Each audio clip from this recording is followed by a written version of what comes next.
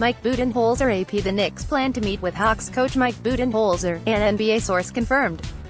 Both sides appear ready to move on as Atlanta embarks on its massive rebuilding process. According to a source, Budenholzer is upset at losing some of his say in personnel matters. The Hawks, in turn, likely don't want to pay Budenholzer for the 2 years and $13 million left on his pact. The Atlanta Journal-Constitution, which first reported the Knicks' interest, stated Budenholzer could still return. Reports are Atlanta still would want draft pick compensation, which sources said the Knicks are reluctant to give, and they assuredly won't cough up a first-round pick. The Knicks would be more inclined to offer financial compensation, which could be a sticking point. Budenholzer, the 2015 Coach of the Year, spoke last week with the Suns, but Thursday night he pulled his name from consideration. That could leave the door open for Knicks candidate David Fizdale to head to Phoenix. Budenholzer, who came out of the Spurs coaching tree rooted in defense, had solid success in turning around Tim Hardaway Jr.'s career in Atlanta. Hardaway has given Budenholzer amounts of credit for making him a better defender and forcing him to get into better shape. Knicks brass is obsessed with making the club stronger defensively next season and creating that as an identity.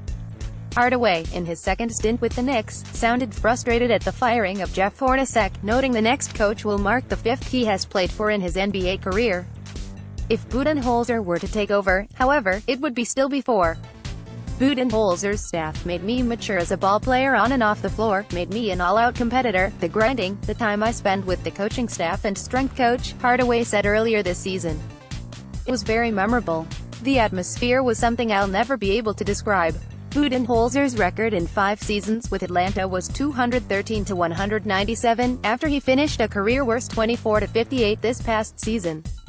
Budenholzer was a Spurs assistant under Greg Popovich from 1996 to 2013. The Knicks will also meet with another coach on the Popovich tree, Spurs assistant James Borrego, according to ESPN. Borrego was interim head coach with Orlando in 2014-15 when current Knicks general manager Scott Perry was there. That would make 8 official candidates and the list could grow, according to sources. Clippers coach Doc Rivers still has to resolve his future in Los Angeles. On Friday, the Knicks interviewed TNT's Kenny Smith, who has no coaching experience. Smith does, however, have the communication skills the club is seeking and is a native New Yorker and former NBA championship point guard. One NBA assistant coach noted Smith's ability, in the TNT studio, of using the chalkboard to diagram and explain actions on plays during a game as impressive. The Knicks also have interviewed Jerry Stackhouse, Mike Woodson, Mark Jackson and Fizdale.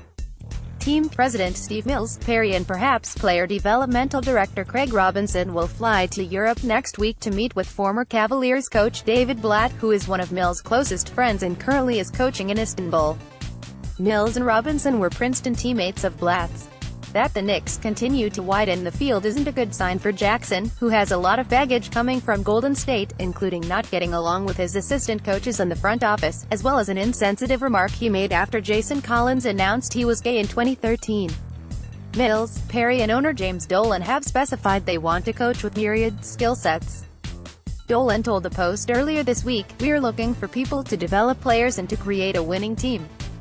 We have our lists of candidates but the lists are still open."